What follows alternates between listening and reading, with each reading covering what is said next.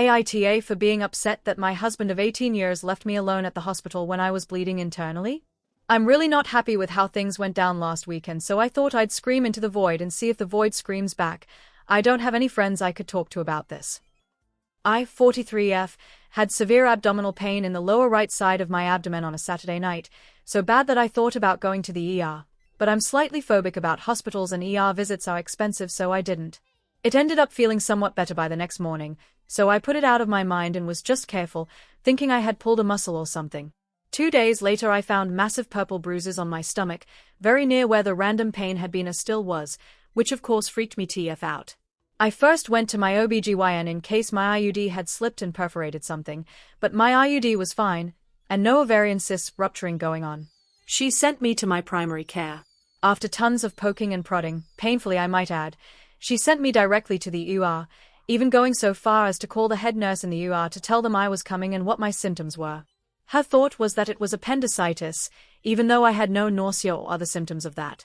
Long story short, after scans, labs and testing was done, I have a hematoma of the rectal sheath, rip in the abdominal wall outside the colon, and the bruises were caused by it bleeding internally. I went to the ER about 11:30 to noon on Friday and spent the next 10-ish hours there before a room opened up for me and I was admitted. They weren't sure if I was going to need surgery to correct it, and no one had any idea what caused this, so the concern of more other internal bleeding was big. My husband, 49M, was at work at the time. My husband picked up my 7-year-old from school at 3 p.m. and went home. His mom is retired, alone, husband passed April 2024, and loves to spend time with the kids. I also have a 23F, but he didn't ask her to pick up our son or watch him, so my husband could sit with me. He waited until 7:30 p.m. to bring me food in the ER. I hadn't eaten all day cause I was fasting to do blood work at my primary care appointment, stayed with me for about 30 minutes and went home again. At that point I still wasn't sure if I needed surgery, so I couldn't eat or drink anything after midnight. The next day I didn't see him until after my food-drink intake was permitted again, so about 11:30 a.m. or so. My hospital lunch was delivered about 20 minutes after he arrived, and he left after my doctor gave his update. He missed the oncologist and hematologist though. I had to deal with that terrifying prospect alone. My mom died of leukemia when I was 15. He wasn't very happy with the doctor, which I totally get. The doc was really off-putting and borderline unprofessional, asking if my husband hit me to both of us, in the same room, after being asked this exact question at least 20 times, by several different hospital staff prior to this. I was even asked if there was anyone I wanted to restrict from the hospital and said no, but he kept harping on it and was visibly angry, but he insisted he wasn't mad at me. I get that it was offensive, but I didn't understand why that took precedence over what was going on with my health and mental well-being. This was my first time being a patient in a hospital, besides when my 2 kids were born, and my prior experience with hospitals was anything but pleasant. Between my mom's cancer and daughter's medical issues from birth until age 12, I spent way too much time there already. He kept bringing the doctor's comment up, then complained that the chaplain came by after me saying I didn't want the chaplain. I'm pagan freaked him out a bit when he came by, but that's another story. Then got mad about the amount the hospital was charging the insurance company.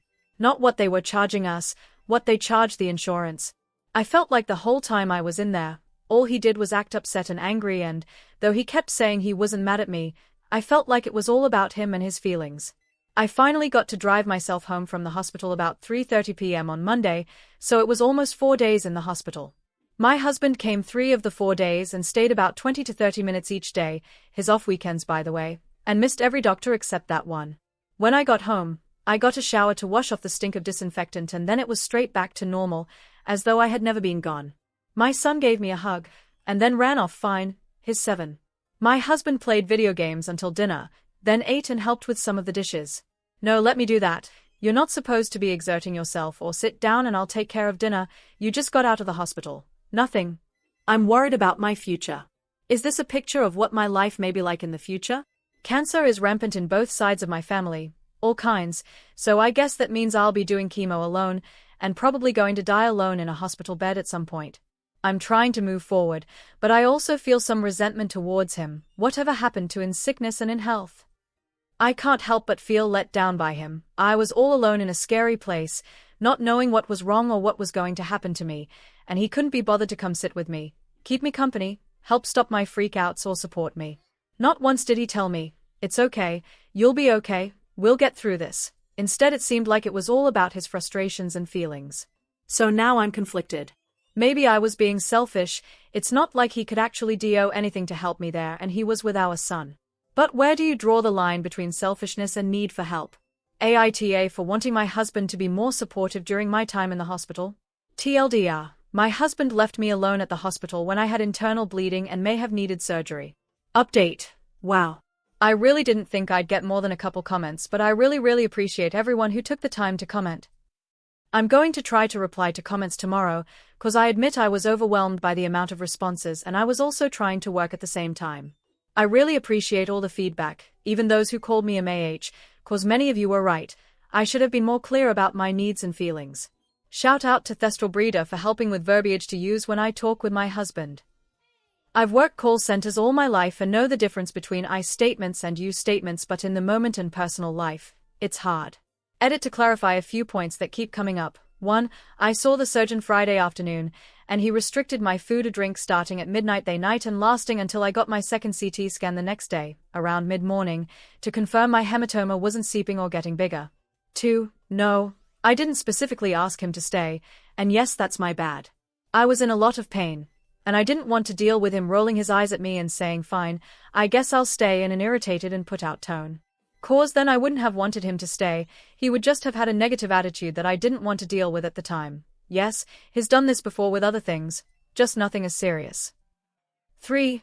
My daughter is 23, but has some development delays, and doesn't pick up on cues very well. I know I'm making some excuses for her, but she was the last one to see her grandpa in the hospital before he passed, and it really impacted her. Last year we lost my dad, my husband's stepdad, and her dog, who she loved and doted on like a kid. She's petrified of loss at this point and I am her rock. I also have to admit, I'm not used to leaning on my kids in any way. 4. My husband did not, nor has he ever hit me. I didn't fall, have an accident or have any physical trauma. I totally get why the doctors asked me about abuse, though I didn't realize until today that asking in front of the potential abuser was another tactic to find out the truth. I do get that. 5. Yes, this is a pattern. He repeatedly has stated his opinions as facts. He is not a very empathetic person, and we have been working on that. I try telling him that not everyone thinks or feels exactly like he does, and his opinion isn't fact or gospel truth. He also doesn't really believe in therapy or mental health issues. I have severe depression, general anxiety, and borderline OCD, according to my shrink, IDK. I'm not a doctor, and his reaction to me telling him I'm depressed was, well, I get sad sometimes too. 6. He loves his son. He and my daughter have a somewhat complicated relationship since they butt heads a lot, but he's been a way better father figure than my ex, so much more involved in her life and adopted her as an adult. Her bio dad wouldn't agree to the adoption prior, even though he wouldn't even talk to my daughter. 7. When I gave birth to our son, he was there while I was in labor, and there through the entire birth process. However, once we were out of the labor and delivery area and in a private room, he just assumed he would go back home and see me sometime the next day. I had to convince him to stay with my son and I for the next couple of days in the hospital. For those interested enough to want to follow up, here goes, and please, if possible be kind, I've got a lot on my head right now. So I finally talked to my husband about my hospital stay and it didn't go well. Admittedly, I didn't pick the best time to talk and said things in anger. I wouldn't take back anything I said and I wasn't mean or cruel in how I delivered it, but I wish I had picked a better time so that he was in a better mindset to receive the info.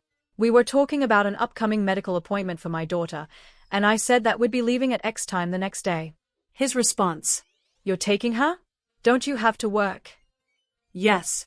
Yes, I do, so I'm going to have to call in absent because she is getting meds that won't allow her to drive home and this is a traumatic experience, so she needs support.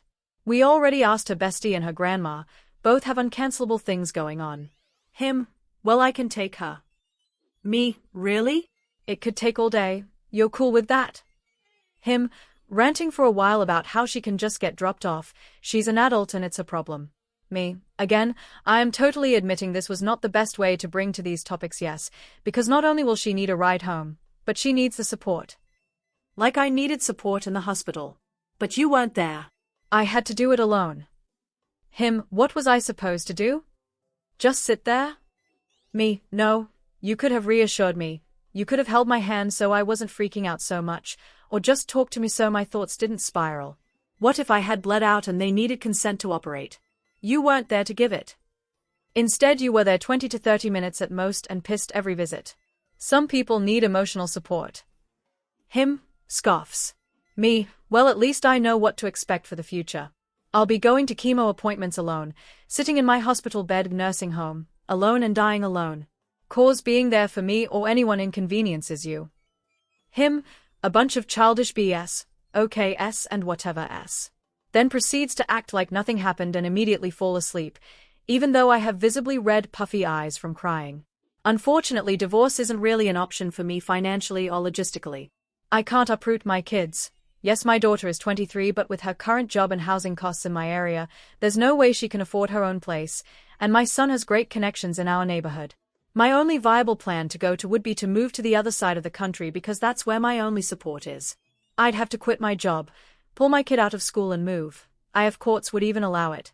So until my son reaches an appropriate age, I'm staying with the expectation that I don't have a husband. I have a roommate with occasional benefits. I'm changing my will and my POA to my sister, but that's the most I can do at this time.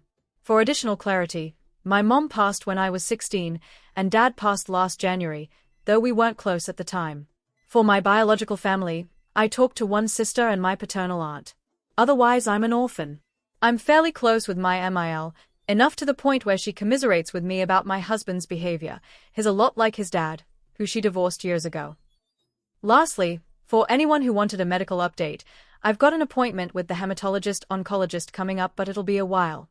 The worst of my bruises are finally fading and the rest are gone completely.